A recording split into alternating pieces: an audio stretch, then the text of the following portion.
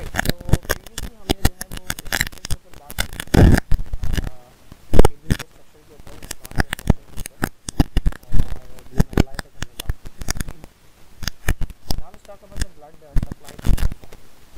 मैंने बताया था कि एओर्टा होता है, एओर्टा से एक आर्टरी निकलती है, पहले रीनल आर्टरी, और फिर रीजन के अंदर वो एंटर होती है, तो हाइलस के अंदर रीनल आर्टरी एंटर होती है और हाइलस से रीनल वेन निकलती है और यहीं से यूरिन जो है वो अराइज होता है।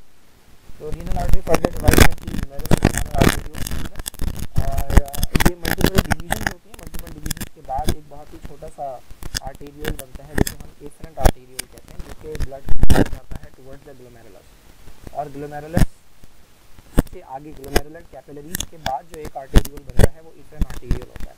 नॉर्मली बॉडी के अंदर ये होता है कि आर्टेरियल आता है, वो डिवाइड होता है कैपिलरीज के अंदर, और फिर दूसरे एंड के ऊपर जो चीज़ बनती है वो वेनियोल होता है। ठीक है, ये वेनियोल होता है, ये आर्टेरियल होता है। लेकिन ये एक ऐसा पॉइंट है कि जहाँ पे इधर भी आर्टेरियल है, बीच में कैपिलरीज है, और दूसरी तरफ भी आर्टेरियल है। ठीक है, अच्छा, अब इसमें से जो एफरेंट आर्टेरियल है उसका डायमीटर ज़्यादा होता है, जो लाने वाला है उसका डायमीटर ज़्यादा होता है, और जो एफरेंट आर्टेरियल है, दूसरी तरफ आर्टेरियल है, उसका डायमीटर कम होता है। इसका एक बड़ा फ़ायदा है, यानी फ्लूइड ज़्यादा आ रहा है और कम जा रहा है। इसका मतलब ये है कि इस एरिया में जो कैपिलरीज हैं वहाँ पे हाइड्रोस्टैटिक प्रेशर जो है, क्योंकि एक चीज़ अगर बहुत तेज़ी से आ रही है और उसके निकलने का रास्ता नैरो है, तो यहाँ पे हाई प्रेशर जनरेट होता है, और यही वो हाई प्रेशर है जो कि ब्लड जो कि फिल्ट्रेशन करवाता है। This is your afferent arterial. Afferent arterial के अंदर बहुत इसका डायमीटर ज़्यादा है, इसके अंदर ज़्यादा फ्लूइड आ रहा है, तो और निकल जो है एफरेंट आर्टेरियल से निकल जो है वो कम रहा है क्योंकि इसकी डायमीटर कम है। तो इस एरिया के अंदर बहुत ज़्यादा हाई प्रेशर जनरेट होता है, और इस हाई प्रेशर जनरेट होने की वजह से जो फ्लूइड है वो इसमें से निकल के इस एरिया के अंदर आता है, which is known as the bombing space, क्योंकि एक्चुअली इसका काम है, फिल्ट्रेशन जो है इसका काम है, तो वो इस हाई प्रेशर की वजह से होता है। और इन दोनों के डायमीटर को चेंज करके बॉडी रेगुलेट करती है इन दोनों के डायमीटर। आप ग्लोमेरुलर फिल्ट्रेशन रेट, यानी इस पॉइंट के ऊपर जो फिल्ट्रेशन हो रही है उसका रेट बढ़ा भी सकते हैं और उसका रेट कम भी कर सकते हैं। यही वजह है कि बहुत सारी मेडिकेशन ऐसी हो सकती हैं जो अगर एफरेंट आर्टेरियल का डायमीटर बढ़ा दें और एफरेंट आर्टेरियल का डायमीटर कम कर दें, तो they can actually alter the dynamics, यहाँ के जो डायनामिक्स है उसको ऑल्टर कर सकते हैं। ठीक है, अच्छा, तो मैंने बताया कि डायमीटर का डिफरेंस है। इस डायमीटर के डिफरेंस की वजह से एक हाई प्रेशर जनरेट होता है ग्लोमेरुलस के अंदर, जो कि बाकी कहीं किसी कैपिलरी के अंदर नहीं होता, और ये हाई प्रेशर जो है ये एक्चुअली बेनिफिशियल है फिल्ट्रेशन के लिए। अच्छा, अब एफरेंट आर्टेरियल से बात आगे कहाँ जाती है, तो एफरेंट आर्टेरियल आगे कंटिन्यू होता है। ये ब्लड अभी डायरेक्ट वेन में नहीं जाएगा, ये एफरेंट आर्टेरियल जो है ये आगे जाकर बढ़ाता है पेरिटिबुलर कैपिलरीज। पेरिटिबुलर कैपिलरीज नेफ्रॉन के दो स्ट्रक्चर्स को सप्लाई करती है, जिसको हम प्रॉक्सिमल कॉन्वोल्यूटेड ट्यूब्यूल कहते हैं और डिस्टल कॉन्वोल्यूटेड ट्यूब्यूल कहते हैं, जो कि इस तरह से कॉइल स्ट्रक्चर्स जो होते हैं। ठीक है, इनके ऊपर कैपिलरीज होती हैं यहाँ पे, दीज आर कॉल्ड पेरिटिबुलर कैपिलरीज। जाहिर है ये जो कैपिलरी, ये जो कॉइल ट्यूब्यूल्स हैं, ये भी किसी न किसी सेल से बने हुए हैं, बहुत सारे सेल से बने हुए हैं। उन सेल्स को भी ऑक्सीजन चाहिए, उन सेल्स को भी ग्लूकोज चाहिए, तो वो इनके जरिए आता है, इनकी ब्लड सप्लाई है असल में। और जो चूँकि ये नेफ्रॉन का पार्ट है, जो ट्यूब है ना, इसमें से कोई चीज़ अगर एब्जॉर्ब होती है तो वो बाहर पड़ी हुई होती है, तो वो चीज़ें लेकर जाना भी जो है इन पेरिटिबुलर कैपिलरीज की जिम्मेदारी होती है, ताकि वो चीज़ें यहाँ पर जमा ना हो और कॉन्सेंट्रेशन ग्रेडियंट मुतासिर ना हो। तो पेरिटिबुलर कैपिलरीज का काम होता है न्यूट्रिएंट और ऑक्सीजन सप्लाई करना। किसको? रीनल कॉर्टेक्स को। मैंने आपको बताया था कि रीनल किडनी के अंदर दो एरियाज होते हैं, आउटर रीजन होता है कॉर्टेक्स, उसी के अंदर ये ट्यूब्यूल्स पड़े हुए होते हैं, जो प्रॉक्सिमल ट्यूब्यूल है और डिस्टल ट्यूब्यूल है, ये दोनों कॉर्टेक्स के अंदर होते हैं। अच्छा, अब पेरिटिबुलर कैपिलरीज से हमारे पास एक ब्रांच नीचे की तरफ जाती है, ठीक है, जो वाजा रेक्टा कहलाती है। वाजा रेक्टा असल में लूप ऑफ हेनली के साथ, जिस तरह नेफ्रॉन का पार्ट है जो कि मेडुला के अंदर जाता है, अगर हम इस डायग्राम के अंदर देखें तो this area is proximal convoluted tubule, this area is distal convoluted tubule, और ये जो नीचे जा रहा है ये लूप ऑफ हेनली है। बिल्कुल इसी तरह ये ईस्टर्न आर्टेरियल जो निकल रहा है यहाँ से, ये आगे जाकर ये वाली कैपिलरी बनाएगा जो कि इस एरिया को सप्लाई करेगी। दिस इज नोन पेरिटिबुलर कैपिलरीज, और ये कैपिलरीज जो नज़र आ रही हैं ये भी पेरिटिबुलर कैपिलरीज हैं, और इन्हीं की ब्रांचेस जो नीचे जा रही हैं, ये जो यू शेप स्ट्रक्चर बन रहा है कैपिलरीज का, ये कहलाता है वाजा रेक्टा। और वाजा रेक्टा जो है ये कनेक्टेड होता है आपकी रीनल वेन के साथ, मतलब इससे जो सप्लाई अब आगे जाएगी, ये सारी चीज़ें एब्जॉर्ब करने के बाद यहाँ से ये रीनल वेन को सप्लाई देंगे। एक डायग्राम से मैं दिखाता हूँ ये सप्लाई, ये ब्रांचेस किस तरह से होती हैं। This is your descending aorta, aorta से रीनल आर्टरी निकलती है, देन रीनल आर्टरी से सेगमेंटल आर्टरी, ये डिफरेंट सेगमेंट के अंदर जा रही है, ये बड़ी वाली, देन सेगमेंटल आर्टरी से इंटरलोबार आर्टरीज निकलती हैं, देन ये थोड़ी आर्टरीज होती हैं जो आर्क्यूएट आर्टरीज कहलाती हैं, एंड देन कहीं जाके आपका जो एफरन आर्टेरियोल बनता है। ठीक है, तो पेरिट्यूबुलर कैपिलरीज और वाजा रेक्टा जो है ये बाकी जो नेफ्रॉन के पार्ट्स हैं उनको मिनरल्स, उनको न्यूट्रिएंट्स, उनको ऑक्सीजन सप्लाई करते हैं, और ये जो भी पार्ट्स कुछ भी एब्जॉर्ब कर रहे हैं उसको यहाँ से लेके जाना। ये मेडुला है, ये वाला हिस्सा मेडुला है, और ये ऊपर वाला हिस्सा कॉर्टेक्स है। तो खास तौर पे मेडुला के अंदर कॉन्सेंट्रेशन चूँकि बरकरार रहनी होती है, तो यहाँ से जितना भी वाटर एब्जॉर्ब हो रहा होता है नेफ्रॉन में से, वो सारा का सारा लेकर जाना जो है ये पेरिट्यूबुलर कैपिलरीज की रिस्पॉन्सिबिलिटी होती है, पेरिट्यूबुलर कैपिलरीज की और वाजा रेक्टा की।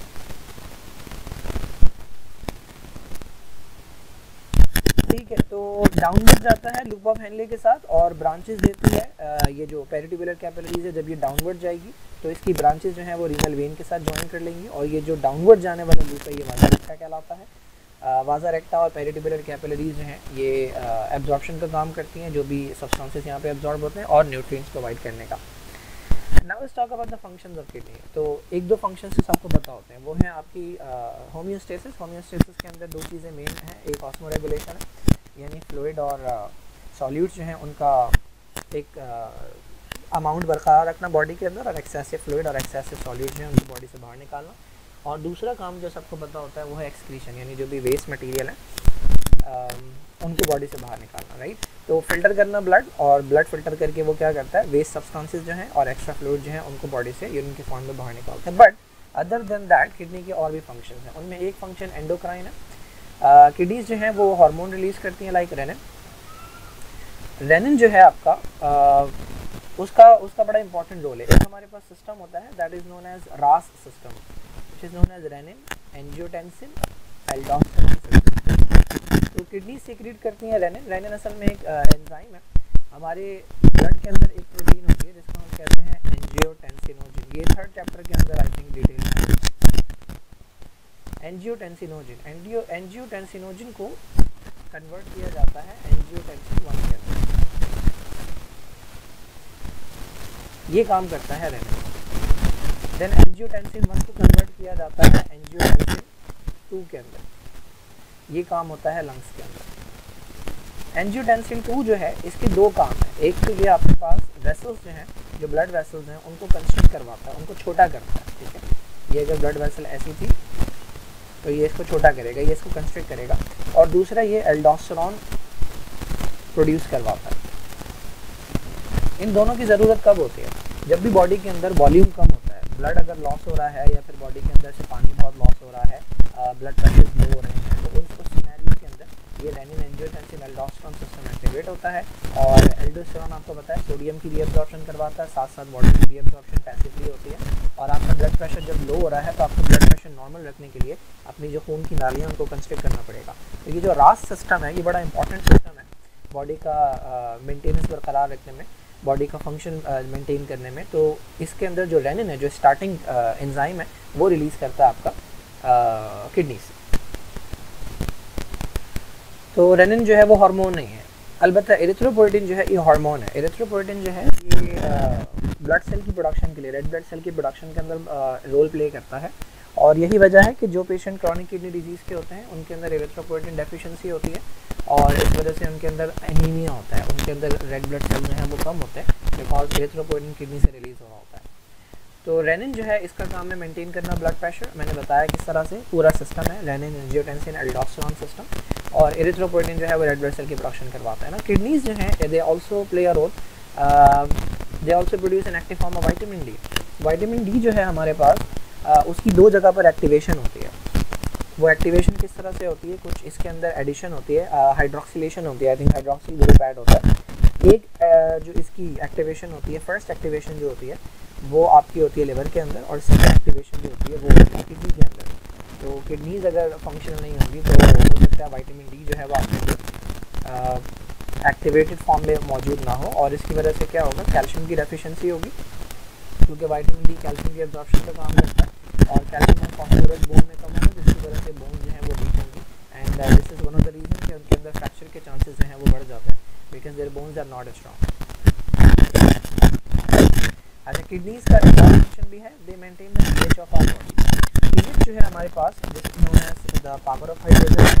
आसान अल्फाज में अगर हम कहें तो हाइड्रोजन आयन की कॉन्सेंट्रेशन ब्लड के अंदर कितनी है, उसके बेसिस के ऊपर आपकी पीएच डिसाइड होती है। तो हमारे पास जो स्केल होता है पीएच का, हमारे पास जो पीएच का स्केल होता है वो 0 से लेकर 14 तक होता है। 7 जो है वो न्यूट्रल पॉइंट होता है। तो 0 से लेकर 7 तक जो है वो this is known as acidic, and 7 से लेकर 14 तक जो है दिस इज नोन एज या 7.3 से लेकर 7.4 जो है ये ब्लड की पीएच होती है। अब अगर बॉडी के अंदर हाइड्रोजन आयन की कॉन्सेंट्रेशन बढ़ने लगेगी तो आपका पीएच जो है वो गिरने लगेगी। ठीक है, ये उल्टा हिसाब होता है। जैसे जैसे हाइड्रोजन बढ़ता है पीएच असल में गिरती है, यानी मान लें कि 7.3 है तो ये 7.2 हो जाएगी या 7.1 हो जाएगी या 7 हो जाएगी। तो ये पीएच का नंबर कम हो रहा है, वो इस तरह से हो रहा है क्योंकि हाइड्रोजन आयन कॉन्सेंट्रेशन बढ़ रही है। और अगर हाइड्रोजन आयन कॉन्सेंट्रेशन कम होने लगेगी तो पीएच की कॉन्सेंट्रेशन बढ़ने लगेगी।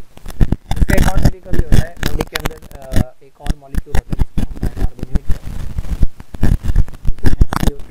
HCO3 अगर कम होने लगेगा, ठीक है, तो पीएच बढ़ने लगेगी, सॉरी पीएच कम होने लगेगी, एसिडिक हो जाएगा। HCO3 ये बाइकार्ब जो है ये बेसिक होता है। तो बाइकार्बोनेट जो है अगर ये बॉडी के अंदर कम होने लगेगा, ठीक है, कम होने लगेगा तो पीएच भी कम होने लगेगी, यानी एसिडिक की तरफ जाएगी। और बाइकार्बोनेट बढ़ेगा अगर तो पीएच जो है वो बढ़ने लगेगी, यानी अल्कलाइन हो जाएगा। तो असल में दो चीज़ें हैं जो कि आपकी पीएच को मेंटेन कर रही होती हैं। उसमें एक आपके लंग्स हैं और एक किडनी है। हमारे पास जो लंग्स हैं वो कार्बन डाइऑक्साइड को एलिमिनेट करते हैं। अगर कार्बन डाइऑक्साइड बॉडी के अंदर ज़्यादा होगी तो कार्बन डाइऑक्साइड कंबाइन होती है वाटर के साथ और प्रोड्यूस करती है H2CO3 which is known as carbonic acid. Carbonic acid टूटता है तो बनाता है हाइड्रोजन और ये बनाता है बाइकार्ब। ठीक है। अच्छा, अब होता यह है कि जब जब कार्बन डाइऑक्साइड की इसमें जो है वो हाइड्रोजन ज़्यादा प्रोड्यूस होता है। जब जब कार्बन डाइऑक्साइड की प्रोडक्शन बढ़ती है, प्रोडक्शन बढ़ जाए या फिर लंग्स जो है वो प्रॉपर काम ना कर रहे हैं, फॉर एग्जांपल कोई ऐसा मरीज़ है जिसके सांस लेने में मसला, जैसे COPD के पेशेंट होते हैं ना, एम्फिसीमा के पेशेंट होते हैं या क्रॉनिक ब्रोंकाइटिस के पेशेंट होते हैं, तो उनके अंदर हवा को बाहर निकालना मसला होता है क्योंकि उनमें ऑब्स्ट्रक्शन हो रही होती है। उनकी नालियाँ जो हैं वो उनकी सांस की नालियाँ जो हैं वो तंग होती हैं, तो उनके अंदर ऑब्स्ट्रक्शन होती है। तो होता क्या है, उनके बॉडी के अंदर, उनके ब्लड के अंदर कार्बन डाइऑक्साइड का लेवल बढ़ जाता है। जब उनके ब्लड के अंदर कार्बन डाइऑक्साइड का लेवल बढ़ जाता है तो कार्बन डाइऑक्साइड वाटर से कंबाइन होगा, कार्बोनिक एसिड बनेगा and it will produce more hydrogen. More hydrogen का मतलब ये है, मोर हाइड्रोजन का मतलब ये है कि इनकी पीएच क्या हो जाएगी, इनकी पीएच कम हो जाएगी। तो इनके अंदर ब्लड की पीएच जो है वो 7.3 7.4 की रेंज से कम रहने लगती है। This is known as acidosis. ठीक है, और किसी में अगर पीएच ज़्यादा होने लगेगी तो this is known as alkalosis. अब इसके अंदर होता क्या है, जब किसी एक वजह से पीएच कम या ज़्यादा होती है तो बॉडी जो है वो उसको कंपनसेट करने की कोशिश करती है। फॉर एग्जांपल अभी अगर कार्बन डाइऑक्साइड बढ़ रहा था और उसकी वजह से पीएच कम हो रही थी यानी एसिडिक हो रही थी, तो this will be known as respiratory acidosis, क्योंकि लंग्स की वजह से कुछ मसला आ रहा है। तो अगर मैं अब चूँकि पीएच कम हो रही है और मैं पीएच बढ़ाना चाहता हूँ तो दूसरा तरीका पीएच बढ़ाने का क्या है, मैं क्या चीज़ बढ़ा दूँ, मैं बाइकार्ब बढ़ा दूँ। तो किडनीज़ जो है वो क्या करेंगी, बाइकार्बोनेट जो है यूरिन में से एब्जॉर्ब करना शुरू कर देंगे ताकि बाइकार्बोनेट बॉडी के अंदर ज़्यादा जो है ना वो रिटेन हो। तो आपको नज़र आएगा कि बाइकार्बोनेट जो है जब आप टेस्ट करवाएंगे तो बाइकार्बोनेट बॉडी के अंदर बढ़ने लगेगा। Why it is happening, because kidneys जो हैं वो ट्राई कर रही हैं टू मेंटेन द पीएच। जब लंग्स जो हैं उनकी वजह से पीएच के अंदर चेंज आ रहा था तो किडनीज़ मेंटेन करने की कोशिश करती हैं, और जब किडनीज़ की वजह से चेंज आ रहा होता है तो लंग्स मेंटेन करने की कोशिश करते हैं। ठीक है, अगर यही उल्टा हो रहा होता, अगर किडनी किसी वजह से बाइकार्बोनेट ज़्यादा एब्जॉर्ब कर रही होती तो बाइकार्बोनेट बढ़ने की वजह से पीएच बढ़ती है, और पीएच बढ़ने की वजह से हम कहते हैं अल्कलोसिस हो रहा है। अब ये वाला अल्कलोसिस जो है ये कहलाता है मेटाबॉलिक अल्कलोसिस, क्योंकि ये किडनी की वजह से हो रहा है। तो हमें क्या करना है, हमें जो है वो थोड़ा सा एसिडोसिस चाहिए बॉडी के अंदर ताकि बैलेंस कर सके। तो लंग्स क्या करेंगे, लंग्स हाइपोवेंटिलेशन शुरू कर देंगे। हाइपोवेंटिलेशन का मतलब ये होगा कि कम कार्बन डाइऑक्साइड बॉडी से निकालना शुरू कर देंगे ताकि कार्बन डाइऑक्साइड थोड़ी सी बॉडी के अंदर रहे और हाइड्रोजन पैदा हो और पीएच जो है ना वो एसिडिक टाइप पे आए, क्योंकि पीएच मतलब न्यूट्रल की तरफ आए क्योंकि पीएच ऑलरेडी अल्कलोटिक हो गई। तो खैर ये बहुत डिटेल मैकेनिज्म है, बट बताने का मकसद ये था कि किडनीज़ जो हैं वो पीएच रेगुलेशन के अंदर इंपॉर्टेंट रोल प्ले करती हैं, और पीएच जो है उसे मेंटेन करना बहुत इंपॉर्टेंट होता है, बिकॉज हमारे एंजाइम्स हैं वो पीएच सेंसिटिव होते हैं, बॉडी के बहुत सारे फंक्शन जो है वो पीएच सेंसिटिव होते हैं, तो पीएच मेंटेन करने में किडनीज का रोल है अदर देन द लंग्स। कैसे होता है? Adjusting the amount of bicarbonate ion, urine से एब्जॉर्ब करती हैं और वापस ब्लड के अंदर ले आते हैं। और एक एडिशनल काम ये भी कर सकते हैं कि हाइड्रोजन की सिक्रीशन करें, ठीक है। अगर एक्सेसिव बॉडी के अंदर हाइड्रोजन आए ना तो उसको यूरिन के अंदर जो है वो डंप किया जा सकता है। Also kidney regulate the water balance, depend करता है कि बॉडी की रिक्वायरमेंट क्या है। अगर ज़्यादा पानी है बॉडी के पास तो डाइल्यूटेड यूरिन पैदा होगा, और अगर कम पानी है तो कॉन्सेंट्रेटेड यूरिन होगा अकॉर्डिंग टू द नीड। अब यूरिन प्रोडक्शन जो है वो किन स्टेजेस से होकर गुजरती है, तो उसमें ग्लोमेरुलर फिल्ट्रेशन है, सेलेक्टिव रीअब्जॉर्प्शन है, ट्यूबुलर सेक्रेशन। बहुत आसान प्रोसेसेस हैं। So this is the composition of urine. अच्छा, इन्होंने कंपोजिशन प्लाज्मा और यूरिन की जो है वो कंपेयर की है यहाँ पे। सो प्लाज्मा के अंदर वाटर इज 90% और यूरिन के अंदर 95%, ठीक है। प्रोटीन प्लाज्मा के अंदर मौजूद होते हैं, यूरिन के अंदर कोई प्रोटीन नॉर्मल लोगों के अंदर बहुत माइनर लेवल प्रोटीन का होता है, बट ये है कि अगर ये बढ़ जाता है, जैसे मैंने एक्सप्लेन किया था चैप्टर एजिंग के अंदर कि एक कंडीशन होती है प्री एक्लेम्सिया। प्री एक्लेम्सिया के अंदर ब्लड प्रेशर जब बहुत ज़्यादा बढ़ जाता है तो किडनी से जो है प्रोटीन भी लूज होता है। किसी के अंदर अगर किडनीज जो हैं उनके अंदर डैमेज हुआ हुआ है, ग्लोमेरुलाई के अंदर डैमेज हुआ हुआ है, आपने पढ़ा था पोडोसाइट्स होते हैं। अभी पोडोसाइट्स जो हैं वो प्रोटीन्स को जो है वो जाने से रोकते हैं। पोडोसाइट्स अगर किसी के अंदर डैमेज हो जाए तो वहाँ से फिल्टर होने लगेंगी प्रोटीन, और प्रोटीन जो है वो यूरिन के अंदर जाना शुरू हो जाएंगे। So this is an abnormality. Protein जाने से नुकसान क्या होगा? बॉडी से जब प्रोटीन लूज होंगी तो जो प्रोटीन की वजह से एक प्रेशर मेंटेन होता है जिसको हम ऑनकॉटिक प्रेशर कहते हैं, तो वो ऑनकॉटिक प्रेशर कम हो जाएगा। तो जब ऑनकॉटिक प्रेशर कम हो जाता है ब्लड के अंदर तो ब्लड में से वाटर लूज होने लगता है, और वाटर जो है वो डिफरेंट टिश्यू में एक्यूमुलेट होने लगता है, जमा होने लगता है, जिसको हम एडिमा कहते हैं। ना ग्लूकोज जो है वो 0.1% होता है प्लाज्मा के अंदर। तो ग्लूकोज नॉर्मल लोगों के अंदर यूरिन में नहीं होना चाहिए। अगर ये आ रहा है तो इसका मतलब या तो ग्लूकोज एब्जॉर्ब करने की जो एबिलिटी है वो मुतासिर होगी, या फिर बॉडी के अंदर बहुत ज़्यादा एक्सेसिव ग्लूकोज है जो कि डायबिटीज़ के अंदर होता है। यूरिया जो है वो 0.03% है, लेकिन यूरिन के अंदर ज़्यादा है बिकॉज यूरिया को निकालना है हमने। 0.05 जो है वो यूरिक एसिड है, जबकि 0.004 जो है वो यूरिक एसिड प्लाज्मा के अंदर है। तो बहुत ज़्यादा अमाउंट है as compared to this. Ammonia जो है वो 0.001 है बॉडी में, जो कि यूरिन के अंदर जा रहा है 0.04। क्रिएटिनिन 0.001। ये सारे नाइट्रोजनस वेस्ट हैं जो कि बॉडी से निकालने हैं, तो आपको यूरिन के अंदर ज़्यादा मिलेंगे रिलेटिव टू प्लाज्मा। और ये वो इंपॉर्टेंट चीज़ें हैं प्रोटीन और ग्लूकोज जो कि नहीं निकालनी, तो आपको प्लाज्मा में ज़्यादा मिलेंगी रिलेटिव टू द यूरिन। ये आपको क्लोज मिलेंगे इलेक्ट्रोलाइट्स, इनका बैलेंस रहता है, ठीक है। ये नॉर्मल लेवल मेंटेन करना है तो ये आपको क्लोज टू द लेवल मिलेंगे। 0.32, 0.35%, 0.02, 0.15, 0.37, 0.60, ठीक है। फॉस्फेट कम क्वांटिटी के अंदर है प्लाज्मा में, फॉस्फेट जा रहा है बॉडी से, एंड सल्फेट्स भी है। These are not that important, ठीक है, बट इम्पॉर्टेंट वाले जो हैं वो these are the important ones. Now let's talk about the first process which is known as glomerular filtration. तो किडनीज का जो अल्टीमेट प्रोडक्ट होता है वो यूरिन है। यूरिन के अंदर जो है आपकी फ्लूइड्स भी हैं और आयन्स भी हैं, और ये यूरिन बनने का जो प्रोसेस मैंने पहले भी बताया था कि किडनीज पूरे यूरिनरी सिस्टम के अंदर जो मेन ऑर्गन है वो आपका किडनीज है, क्योंकि किडनीज यूरिन फॉर्म करती है। Once urine leaves the kidney तो उसमें कोई चेंज नहीं आता, बिकॉज आगे सिर्फ कंडक्शन पाथवे है, यानी सिर्फ उसका काम ले जाना है, उसका काम कोई चेंज करना नहीं है। अब ये प्रोसेस इनिशिएट जो हो रहा है वो ग्लोमेरुलस के अंदर हो रहा है। ग्लोमेरुलस वो एरिया है जो कि एफरेंट आर्टेरियोल के बाद है।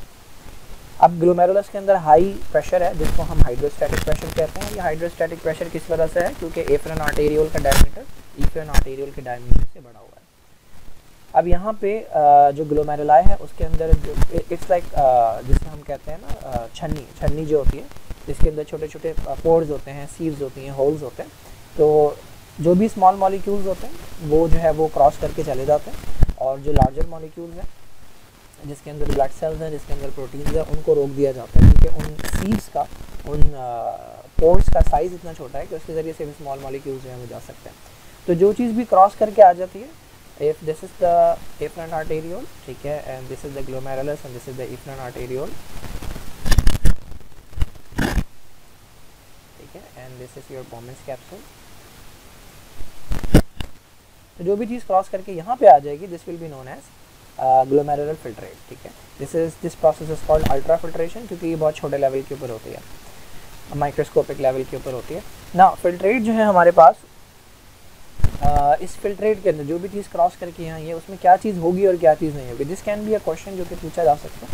तो इसमें वाटर आपको मिल जाएगा, इलेक्ट्रोलाइट्स आपको मिल जाएंगे, अमीनो एसिड्स मिल जाएंगे, बाइकार्बोनेट मिल जाएगा, नाइट्रोजनस बेस मिल जाएंगे, urea, uric acid and creatinine. अच्छा, ग्लोमेरुलर फिल्ट्रेशन रेट का मतलब क्या है, पर मिनट कितना फ्लूइड जो है वो यहाँ से मूव करके आ रहा है, तो this is known as your glomerular filtration rate. अब ये ग्लोमेरुलर फिल्ट्रेशन रेट डिपेंड किस पे करता है, this will be directly proportional to hydrostatic pressure. जितना ज़्यादा प्रेशर यहाँ पे जनरेट होगा उतना ज़्यादा ग्लोमेरुलर फिल्ट्रेशन रेट होगा। तो कुछ कंडीशन है कि जिनके अंदर आप ग्लोमेरुलर फिल्ट्रेशन रेट बढ़ा सकते हैं, जैसे कि आप एफरेंट आर्टेरियोल का डायमीटर अगर बढ़ा दें, इस वाले एफरेंट आर्टेरियल का डायमीटर बढ़ा दें या ईफरेंट आर्टेरियल का डायमीटर और कम कर दें, तो आप हाइड्रोस्टैटिक प्रेशर यहाँ पर बढ़ा सकते हैं। जब हाइड्रोस्टैटिक प्रेशर यहाँ पर बढ़ जाएगा तो आपका ग्लोमेरुलर फिल्ट्रेशन रेट जो है वो बढ़ जाएगा। तो बॉडी को जब जब ज़रूरत होती है तो इसके अंदर जो है वो चेंजेस लाए जाते हैं। ठीक है, difference in both afferent and arterial diameter. ठीक है। अच्छा, किडनी रिसीव करती हैं पूरे दिन के अंदर 180 लीटर्स ऑफ ब्लड, तो 180 लीटर जो है वो आपका ब्लड का घूम के रोज़ाना जो है वो पूरे दिन में आता है यहाँ पे। और आफ्टर फिल्ट्रेशन जो यूरिन प्रोड्यूस हो रहा है वो 2.5 लीटर है। तो अगर किसी का फिल्ट्रेशन का प्रोसेस मुतासर हो जाए तो 180 लीटर तो खैर हमारे पास वॉल्यूम होता भी नहीं है। पूरी बॉडी का जो टोटल वाटर है जो कि मिला के किसी भी किलोग्राम के वो आई थिंक 42 लीटर, वो पानी है जो सेल्स के अंदर भी है और ये वो पानी है जो सेल्स के बाहर भी है, नालियों में भी है और टिश्यूज़ के अंदर भी है। तो मिला के 42 लीटर का पानी होता है हमारे पास। तो अगर फिल्ट्रेशन का प्रोसेस किसी का नाकारा हो जाए तो they can lose all the water. तो 2.5 लीटर जो है वो यूरिन की फॉर्म यूरिन जो है वो जाता है। वो भी डिपेंड करता है कि एक्सटर्नल कंडीशन क्या है। अगर ज़रूरत होगी तो इसको जो है वो कम किया जाएगा, बिकॉज वाटर जो है मोर एंड मोर एब्जॉर्ब किया जाएगा, कॉन्सेंट्रेटेड यूरिन बनाया जाएगा। अब ये जो ग्लोमेरुलर फिल्ट्रेशन रेट है ये यूजुअली कांस्टेंट रहता है बाय ऑटो रेगुलेशन। अभी ऑटो रेगुलेशन क्या है, देखिए किडनी जो है उसकी एक ब्लड सप्लाई है, पूरी बॉडी के हर टिश्यू की अपनी अपनी ब्लड सप्लाई होती है, but there are certain organs जो कि अपनी ब्लड सप्लाई जो है ना वो रेगुलेट करते हैं ताकि उनके जो भी प्रोसेस है, क्योंकि देखें ये जो फिल्ट्रेशन का प्रोसेस है ये जो है ये ब्लड फ्लो डिपेंडेंट है। तो आपके बॉडी के ब्लड, आपके जो बॉडी का ब्लड प्रेशर है उसके अंदर हो सकता है बहुत ज़्यादा वेरिएशन आ रही हो। हमारे पास एक चीज़ होती है जिसको हम कहते हैं मीन आर्टीरियल प्रेशर। दो चीज़ें तो आपको बताएं, एक होता है सिस्टोलिक ब्लड प्रेशर, जब हार्ट कॉन्ट्रैक्ट करता है तो उस वक्त का जो ब्लड प्रेशर होता है वो सिस्टोलिक होता है, और जब रिलैक्स करता है तो उस वक्त का जो ब्लड प्रेशर होता है वो डायस्टोलिक ब्लड प्रेशर होता है। ठीक है, तो सिस्टोलिक और डायस्टोलिक जो आप पढ़ते हैं 120/80, तो उसमें ऊपर वाला सिस्टोलिक है 120 और नीचे वाला डायस्टोलिक है। अब इससे निकाला जाता है एक mean arterial pressure. Mean arterial pressure क्या होता है आपका एक चीज़, एक और प्रेशर होता है जिसको पल्स प्रेशर कहते हैं, वो होता है सिस्टोलिक माइनस डायस्टोलिक, यानी इन दोनों का डिफरेंस। तो ये तकरीबन 40 आ गया, 40 आपका पल्स प्रेशर है। अब मीन आर्टीरियल प्रेशर निकालने के लिए आप डायस्टोलिक लेते हैं, ठीक है, और ये जो पल्स प्रेशर है इसके 3 टुकड़े करके उसमें से एक टुकड़ा लेते हैं, यानी 1/3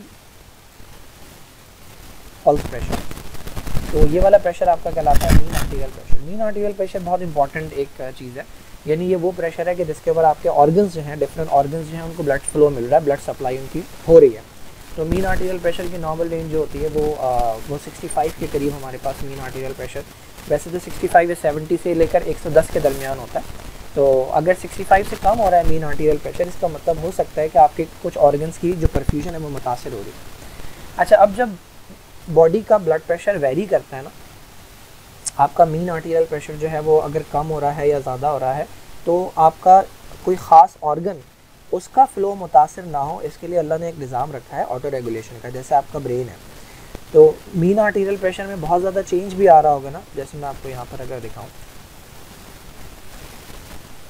ये बड़ा ही प्यारा कॉन्सेप्ट है auto regulation of brain and kidney.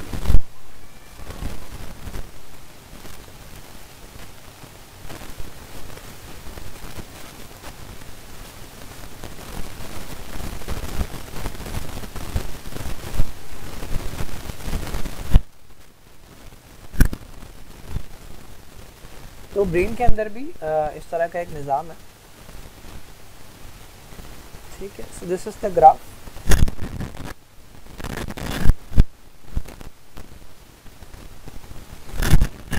Simple सा ग्राफ ले लेते हैं ये, ठीक है। अच्छा अब देखें, ये है आपका मीन आर्टीरियल प्रेशर, ये इस एक्सेस के ऊपर मीन आर्टीरियल प्रेशर है, ठीक है। और this is the cerebral blood flow, यानी ब्रेन का ब्लड फ्लो। अब आप देखें इसके अंदर तो मार्किंग नहीं हुई भी, किसी के अंदर अगर मार्किंग हो तो मैं उसमें निकालता हूँ। ये this is your mean arterial pressure, ये आपका ब्लड प्रेशर है, ठीक है। और इस तरफ जो है वो आपका सेरेब्रल ब्लड फ्लो है। अब आप देखें इस पॉइंट पे देखें, यहाँ पे जो मीन आर्टीरियल प्रेशर है वो 60 का है, नीचे अगर देखें 50 के बाद 60 का है, और यहाँ पे जो मीन आर्टीरियल प्रेशर है वो 160 का है।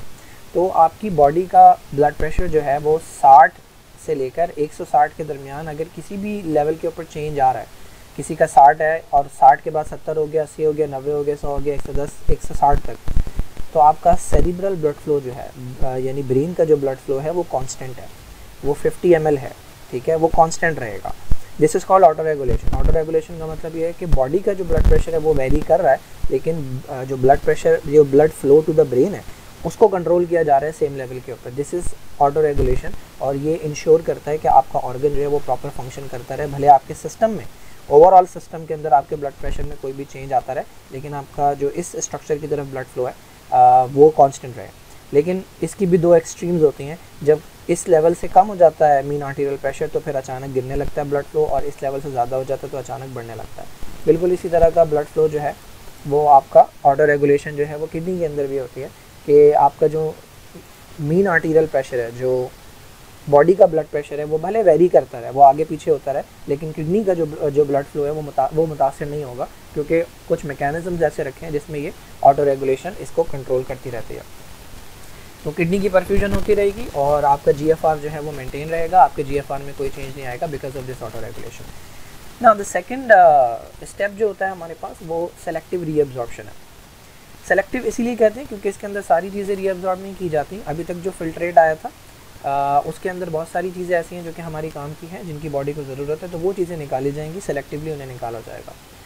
तो फिल्ट्रेट की कॉम्पोजिशन में और यूरिन की कॉम्पोजिशन में फ़र्क है। फिल्ट्रेट में अमाइनो एसिड है, यूरिन जो जाएगा उसके अंदर अमाइनो एसिड नहीं होगा। फिल्ट्रेट में ग्लूकोज है लेकिन यूरिन में ग्लूकोज नहीं होगा। तो ये इसी वजह से होता है क्योंकि यहाँ पे सेलेक्टिवली इन चीज़ों को रीअब्जॉर्ब किया जाता है, ठीक है। अच्छा, ये सेलेक्टिव रीअब्जॉर्प्शन कहाँ होती है? ये प्रॉक्सिमल कॉन्वोल्यूटेड ट्यूब्यूल में भी होती है, लूप ऑफ हेनले में भी होती है और डिस्टल कॉन्वोल्यूटेड ट्यूब्यूल में भी होती है। ग्लूकोज जो भी प्रेजेंट है वो फिल्ट्रेट में है, वो यूरिन के अंदर एब्सेंट होता है। वो इसीलिए होता है कि यहाँ पर उसे एब्जॉर्ब कर लिया जाता है, ठीक है। और यूरिया और यूरिक एसिड जो हैं दे आर प्रेजेंट मोर। ये कहाँ से आते हैं? तो इसके लिए तीसरा प्रोसेस होता है जिसको सीक्रेशन, ट्यूबुलर सीक्रेशन कहते हैं, उसको आगे पढ़ेंगे, ठीक है। सेलेक्टिव रीअब्जॉर्प्शन के अंदर क्या होता है, जो मॉलिक्यूल्स गलती से आ गए थे यहाँ पे उनको निकाल लिया जाता है। अच्छा, most of the selective reabsorption जो है वो प्रॉक्सिमल कॉन्वोल्यूटेड में होती है, जिसमें most of the water absorb कर लिया जाता है, जो कि अबाउट 67% होता है। यानी फिल्ट्रेट में अगर 100 मॉलिक्यूल वाटर के हैं तो उसमें से 67 मॉलिक्यूल जो हैं वो प्रॉक्सिमल कॉन्वोल्यूटेड ट्यूब्यूल में ही एब्जॉर्ब कर लिए जाएंगे। सोडियम एब्जॉर्ब किया जाता है, पोटेशियम एब्जॉर्ब किया जाता है, क्लोराइड है, इसके अलावा दूसरे आयन्स है, कैल्शियम, मैग्नीशियम, फॉस्फेट है, ठीक है। ये सारे के सारे एब्जॉर्ब कर लिए जाते हैं। और ग्लूकोज 100%, अमाइनो एसिड 100%, ठीक है। और कुछ और मॉलिक्यूल्स ये प्रॉक्सिमल कॉन्वोल्यूटेड ट्यूब्यूल में एब्जॉर्ब कर लिए जाते हैं। और आपको पता है कि प्रॉक्सिमल कॉन्वोल्यूटेड ट्यूब्यूल जो है उसके अराउंड जो कैपिलरीज होती हैं उनको पेरिट्यूबुलर कैपिलरीज कहते हैं। तो वो यहाँ से एब्जॉर्ब करके इनके अंदर शामिल होकर आगे बॉडी के अंदर चले जाता है। अब इसमें से कुछ प्रोसेसेस ऐसे हैं जो पैसिवली होता है, ठीक है, यानी उसके लिए एनर्जी की रिक्वायरमेंट नहीं होती, जैसे वाटर इज एब्जॉर्ब पैसिवली, ठीक है। जबकि ग्लूकोज और सोडियम जो है उनके पर्टिकुलर ट्रांसपोर्टर लगे होते हैं और वो ट्रांसपोर्टर चलाने के लिए आपको ATP चाहिए होता है, तो वो एक्टिव प्रोसेस होता है। प्रॉक्सिमल कॉन्वोल्यूटेड ट्यूब्यूल पे जो हार्मोन काम करता है वो एल्डोस्टेरॉन है। एल्डोस्टेरॉन जो है वो फैसिलिटेट करता है किसको? सोडियम की रीअब्जॉर्प्शन को। जबकि ADH जो है वो फैसिलिटेट करता है वाटर की रीअब्जॉर्प्शन, जो मेनली कलेक्टिंग ट्यूब्यूल के ऊपर या कलेक्टिंग डक्ट के ऊपर काम करता है। तीसरा प्रोसेस जो हमारे पास वो ट्यूबुलर सेक्रेशन है। इन्होंने कहा कि भाई जो फिल्ट्रेट है उसकी कॉम्पोजिशन और यूरिन की कॉम्पोजिशन में फ़र्क है, कुछ चीज़ें कम हैं, वो तो हमें समझ आ गया यूरिन में क्यों कम है, क्योंकि वो निकाल ली गई, लेकिन कुछ चीज़ें ज़्यादा हैं, तो वो कहाँ से आई? तो वो डाली गई हैं, तो वो ट्यूबुलर सेक्रेशन के अंदर डाली गई हैं। इन्हीं ट्यूब्यूल्स में से प्रॉक्सिमल कॉन्वोल्यूटेड ट्यूब्यूल में और डिस्टल कॉन्वोल्यूटेड ट्यूब्यूल में से कुछ चीज़ें जो है वो एडिशनली शामिल की जाती हैं यूरिन के अंदर। ठीक है। तो पीसीटी और डीसीटी दोनों के अंदर ये होता है। ये वो सारा वेस्ट है जो कि अल्ट्रा फिल्ट्रेशन को स्केप कर गया था, तो इन्हें पकड़ पकड़ के डाला जाता है, जिसमें आपके नाइट्रोजनस वेस्ट हैं, यूरिया है, क्रिएटिनिन है, हाइड्रोजन आयन है, पोटेशियम आयन एक्स्ट्रा बॉडी के अंदर होते हैं वो, और हाइड्रोजन आयन एक्स्ट्रा होते हैं बॉडी के अंदर, वो जो है डाले जाते हैं। अच्छा, एक बड़ा इंपॉर्टेंट पॉइंट है, ड्रग्स भी जो है ना वो कुछ इस तरह से आती हैं। तो कुछ ड्रग्स ऐसी हैं जो कि आपकी काम ही किस पे करती है, नेफ्रॉन के ऊपर काम करती हैं। और मज़े की बात यह है कि उनका नेफ्रॉन तक पहुंचने का जो रास्ता है वो यही ट्यूबुलर सिक्रीशन है। तो अगर ट्यूबुलर सिक्रीशन ना हो तो वो जो है ना नेफ्रॉन तक नहीं पहुंच सकेंगी और उनका जो भी फंक्शन है वो परफॉर्म नहीं कर सकेंगे। ट्यूबुलर सिक्रीशन जो है वो मोस्टली आपका प्रॉक्सिमल कॉन्वोल्यूटेड ट्यूब्यूल करता है, बट डिस्टल ट्यूब्यूल के अंदर से भी कुछ पोटेशियम है, कुछ हाइड्रोजन है, वो आपका सीक्रेट किया जाता है।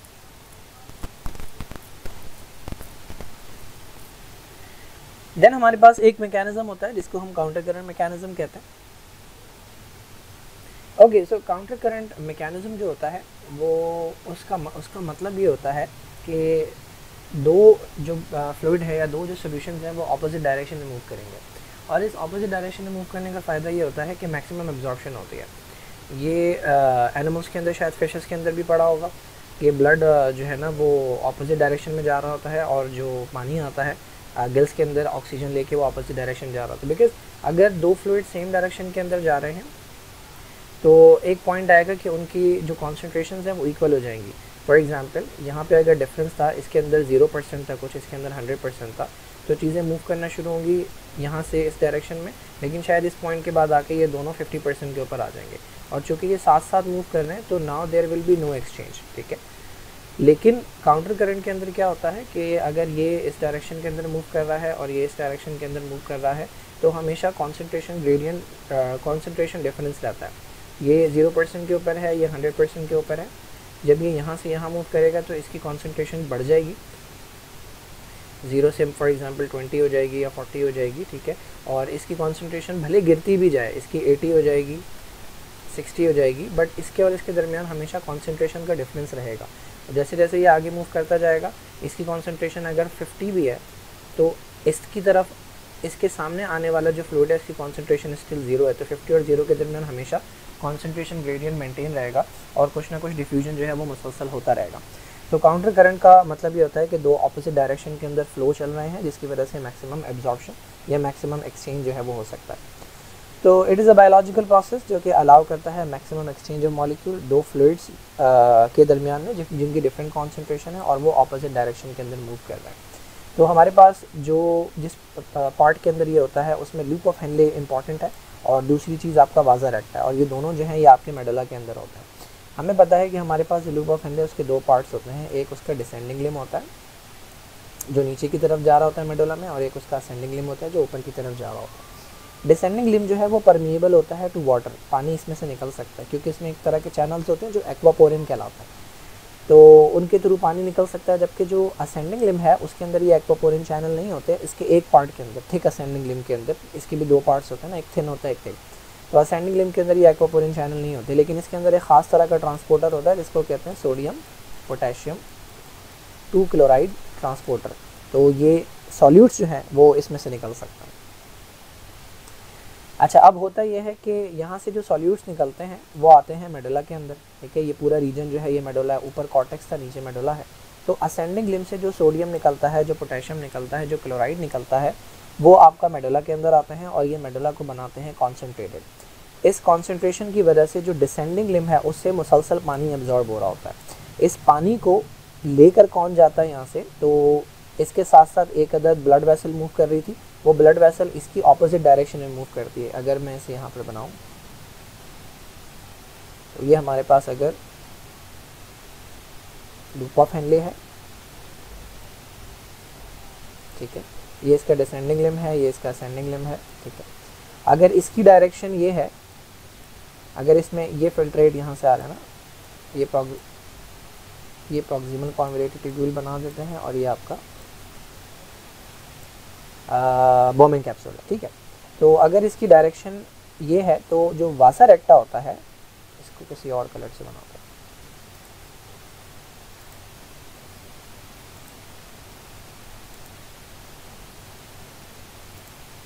जो वासा रेक्टा है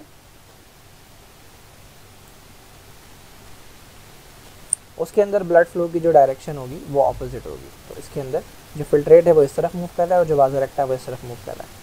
तो जो भी वाटर यहाँ से निकलता है वाज़ा रेक्टा उसे लेकर चला जाता है ताकि मेडुला की जो कॉन्सेंट्रेशन है उसका वो बरकरार रहे, और जो सॉल्यूट्स यहाँ से निकलते हैं, जो सोडियम निकलता है, जो पोटेशियम निकलता है, जो क्लोराइड निकलता है, वो भी कुछ वाज़ा रेक्टा के अंदर जाते हैं और पेरिट्यूबुलर कैपिलरीज के अंदर जाते हैं, लेकिन उसमें से अक्सर सॉल्यूट जो हैं वो वापस रिलीज़ कर दिए जाते हैं। जो भी पेरिट्यूबुलर कैपिलरीज में सॉल्यूट गए थे उसमें से अक्सर सॉल्यूट वापस रिलीज़ कर दिए जाते हैं ताकि मेडुला की कॉन्सेंट्रेशन मुतासिर ना हो। इसी तरह कुछ यूरिया जो है वो यहाँ पर सीक्रेट किया जाता है, यूरिया को स्टोर किया जाता है मेडुला के अंदर ताकि मेडुला की कॉन्सेंट्रेशन बरकरार रहे। तो मेडुला होता है हाइपरटोनिक, और ये हाइपरटोनिक मेडुला जो है ये कंटिन्यूस यहाँ से वाटर की एब्जॉर्प्शन करवाता है डिसेंडिंग लिम्ब में से, ताकि मैक्सिमम वाटर जो है वो एब्जॉर्ब हो सके और यूरिन के अंदर एक्सेसिव वाटर ना जाए। ओके, तो in the medulla reason of the kidney जो आपका असेंडिंग लिम्ब है जो ऊपर जाने वाला है उसमें से सॉल्यूट्स निकलते हैं जिसमें सोडियम पोटेशियम 2 क्लोराइड ट्रांसपोर्टर होता है, जबकि ये इम्परमिएबल टू वाटर होता है कि इसमें वो चैनल नहीं होते, जबकि आपका जो descending limb of loop of Henley है वो परमिएबल टू वाटर है। तो असेंडिंग लिम्ब के अंदर एक ख़ास तरह का को ट्रांसपोर्टर है। को ट्रांसपोर्टर वो होते हैं कि जिनके अंदर एक से ज़्यादा मॉलिक्यूल्स जो हैं वो मूव कर रहे होते हैं। तो इसमें 3 चीज़ें जा रही हैं, सोडियम भी जा रहा है, पोटेशियम भी जा रहा है और क्लोराइड भी जा रहा है। अच्छा, ये सारे के सारे आयंस जो है ये निकलते हैं यहाँ से और ये एक्यूमुलेट हो जाते हैं मेडुला के अंदर। जब ये मेडुला के अंदर जमा हो जाएंगे तो मेडुला का एनवायरनमेंट हाइपरटोनिक हो जाएगा, जिसमें भी सॉल्यूट ज़्यादा होता है। किसके मुकाबले में हाइपरटोनिक हो जाएगा, ये बड़ा इंपॉर्टेंट है। तो हम 2 फ्लूइड्स को कंपेयर कर रहे हैं, दो एरियाज़ को कंपेयर कर रहे हैं इस वक्त। एक है फिल्ट्रेट, इसके अंदर जो लिक्विड है जिसको आप फिल्ट्रेट कहते हैं, जिससे आगे जाकर यूरिन बनना है, हम इसको कंपेयर कर रहे हैं, इसकी टॉनिसिटी को, और हम मेडुला के एनवायरनमेंट को कंपेयर कर रहे हैं। तो अगर मैं कह रहा हूँ कि मेडुला का एनवायरनमेंट हाइपरटोनिक है तो इसके मुकाबले में यहाँ का एनवायरनमेंट जो है वो हाइपोटोनिक है। किसका? इस फिल्ट्रेट का। तो वाटर हमेशा मूव करता है हाइपो से हाइपर, तो डिसेंडिंग लिम्ब में वाटर जो है वो मूव करके आ जाएगा फिल्ट्रेट से मेडुला के अंदर। तो इस तरह से वाटर की एब्जॉर्प्शन होती है। अच्छा, ये जो ascending limb of loop of Henley है जिसके अंदर ये ट्रांसपोर्टर लगा हुआ है, इसके ऊपर आपका एक हार्मोन भी काम करता है जिसको आप एल्डोस्टेरोन कहते हैं, जो कि सोडियम की रीअब्जॉर्प्शन करवाता है। और ये एल्डोस्टेरोन आता कहाँ से? ये एड्रिनल ग्लैंड के कॉर्टेक्स से आता है। वाटर की मूवमेंट फैसिलिटेट करने के लिए हार्मोन है जो कि आपका एंटी डाययूरेटिक हार्मोन है। ये भी नेफ्रॉन के ऊपर काम करता है। ये पिट्यूटरी ग्लैंड के पोस्टीरियर पार्ट से आता है और ये वाटर की रीअब्जॉर्प्शन बढ़ाता है। मैंने बताया था कि एक और कंपाउंड है जो कि मेडुला की कॉन्सेंट्रेशन बढ़ाता है, उसका नाम यूरिया है। ये यूरिया कहाँ से रिलीज़ होता है? तो आपकी जो कलेक्टिंग डक्ट है जो कि लास्ट पार्ट होता है उसमें से ये निकलता है और ये मेडुला के अंदर जमा हो जाता है। अब इन चीज़ों की वजह से होता यह है कि हमारी जो मेडुला की कॉन्सेंट्रेशन है वो मुसलसल जो है वो बढ़ती रहती है, जिसकी वजह से वाटर की एब्जॉर्प्शन होती रहती है। तो this is known as your counter current exchange and your counter current multiplier. हो क्या रहा है? यहाँ से सोडियम क्लोराइड निकल रहा है, ठीक है, मेडुला के अंदर आ रहा है। This is your medulla. तो this is the loop of Henle. इसमें वाज़ा रेक्टा शो नहीं हुआ। यहाँ से सोडियम क्लोराइड निकल रहा है और इस कलेक्टिंग डक्ट में से थोड़ा सा सोडियम क्लोराइड और यूरिया निकल रहा है। ये सारे जो हैं वो इसकी कॉन्सेंट्रेशन को बढ़ा रहे हैं। फिर क्या होता है कि इस कॉन्सेंट्रेशन बढ़ने की वजह से डिसेंडिंग लिम्ब से पानी निकल के आता है। ये पानी एब्जॉर्ब होता है कैपिलरीज के अंदर और साथ में थोड़ा सा सॉल्ट भी जाता है कैपिलरीज के अंदर। बट यही कैपिलरीज सॉल्ट को वापस मेडुला के अंदर छोड़ देती हैं। कुछ सॉल्यूट जो हैं वो वापस मेडुला के अंदर आ जाते हैं ताकि मेडुला की कॉन्सेंट्रेशन को ये बढ़ाते रहें। This is known as counter current multiplier. इससे होता है कि कॉन्सेंट्रेशन जो है वो बढ़ती रहती है और वाटर की एब्जॉर्प्शन होती रहती है। और ये जो ऑपोजिट एक्सचेंज हो रहा है, यानी लूप ऑफ हेनले की डायरेक्शन ये है, जबकि वाज़ा रेक्टा जो आता है उसकी डायरेक्शन ऑपोजिट होती है। तो ये आपका कहलाता है काउंटर करंट एक्सचेंज। इन दोनों की वजह से मैक्सिमम एब्जॉर्प्शन हो सकती है वाटर की और कम से कम वाटर जो है वो बॉडी से लॉस होता है।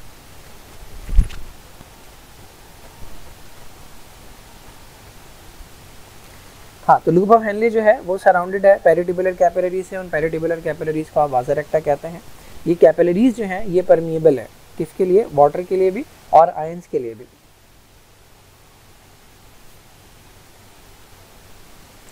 तो इनिशियली क्या होता है कि जो कैपिलरीज मेडुला के अंदर हैं, चूँकि मेडुला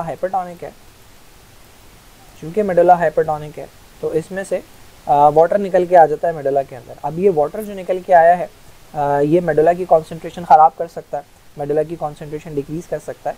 तो होता यह है कि जो सॉल्यूट्स होते हैं कैपिलरीज के अंदर उनको भी डंप कर दिया जाता है। जब उनको मेडुला के अंदर डंप कर दिया जाता है तो कॉन्सेंट्रेशन जो है एक तो मुतासिर नहीं होती मेडुला की, और दूसरा वाटर को जो है वो एक्टिवली एब्जॉर्ब कर लिया जाता है ताकि मेडुला की कॉन्सेंट्रेशन डिक्रीज़ ना हो। तो ये काम जो है हमारा पेरिट्यूबुलर कैपिलरीज करते हैं। तो पेरिट्यूबुलर कैपिलरीज जो हैं जो कि ट्यूब्यूल्स के अराउंड है, और जो वाज़ा रेक्टा है ये परमिएबल हैं वाटर के लिए भी और आयंस के लिए भी। बट चूँकि आयोनिक कॉन्सेंट्रेशन जो है वो इंटरस्टिशियम के अंदर या मेडुला के अंदर ज़्यादा होती है, तो वाटर डिफ्यूज़ करके आता है और सॉल्यूट जो है वो अंदर जा रहे होते हैं। सॉल्यूट जो है वो ये एब्जॉर्ब कर रही होती है और वाटर इसमें से निकल के आ रहा होता है।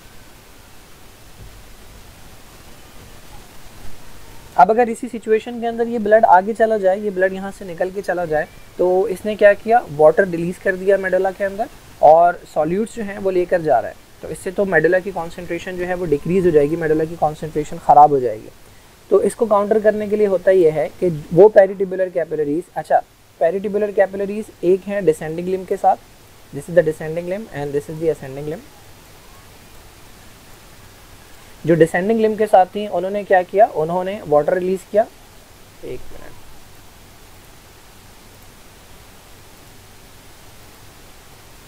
तो दिस इज द कैपिलरीज, ठीक है, ये एक डिसेंडिंग लिम्ब के साथ हैं और ये असेंडिंग लिम्ब के साथ है।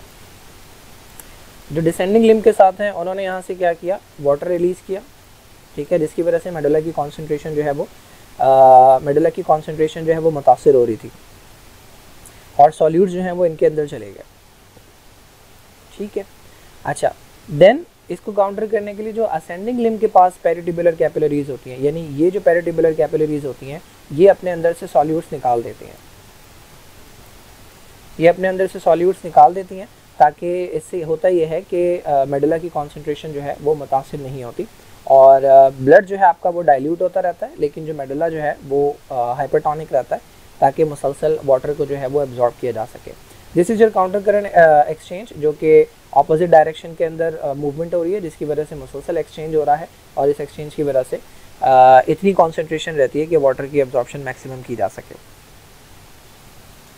Okay, so this is a diagram जो कि थोड़ा सा एक्सप्लेन करने की कोशिश करेगी, बिकॉज ये पूरा प्रोसेस जो है ये कॉन्सेंट्रेशन ग्रेडियंट के ऊपर डिपेंड करता है। इसमें मैं बहुत डिटेल में तो नहीं बताऊंगा कॉन्सेंट्रेशन ग्रेडियंट्स फिलहाल, बट ये है कि यहाँ से अगर आप देखें ये जो नंबर्स लिखे हुए ये असल में कॉन्सेंट्रेशन बता रहे हैं।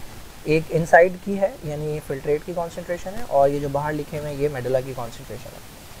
तो अंदर और बाहर की जो उसका डिफरेंस होता है उसकी बेसिस के ऊपर मॉलिक्यूल्स की मूवमेंट होती है। खैर, ये जो फिल्ट्रेट है ये देखें, ये है हमारा डिसेंडिंग लिम्ब। डिसेंडिंग लिम्ब हमने कहा कि परमिएबल टू वाटर है, तो डिसेंडिंग लिम्ब से जो है वो पानी निकल के बाहर जा रहा है, ठीक है।